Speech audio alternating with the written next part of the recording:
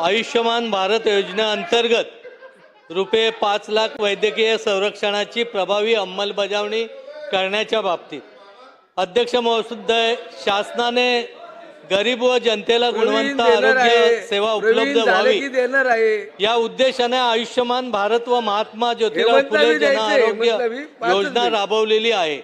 या योजनेअंतर्गत रुग्णाला दरवर्षी 5 लाख रुपये मोफत उपचाराची सुविधा उपलब्ध करून देण्यात येते।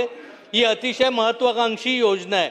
परंतु अध्यक्ष महोदय, काही खाजगी रुग्णालयांकडून रुग्णाच्या आजारापेक्षा आवश्यकतेपेक्षा जास्तीचा खर्च या योजनेमध्ये दाखवला जातो।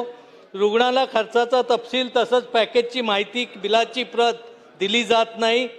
प्रत्यक्ष उपचार व शासनाने सादर केलेल्या नोंदीमध्ये तफावत दिसून येते।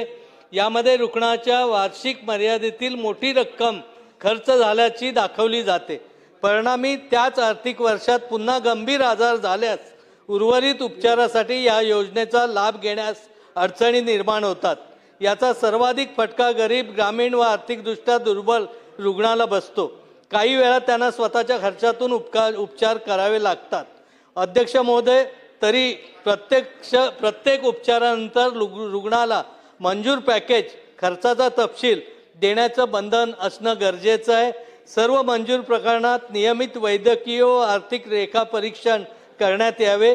गैरप्रकार करणाऱ्या रुग्णालयावर कठोर दंडात्मक कारवाई करण्यात यावी आणि रुग्णाला त्याच्या आयुष्यमान कार्डातून किती रक्कम वापरण्यात आली व किती शिल्लक आहे याची माहिती उपचारानंतर तात्काळ रुग्णालयाच्या वतीने देण्यात यावी आणि गरीब व गरजू नागरिकांना सुरू करण्यात आलेल्या या महत्त्वाच्या योजनेचा लाभ योग्य रीतीने मिळावा या दृष्टीने शासनाने प्रयत्न करावे।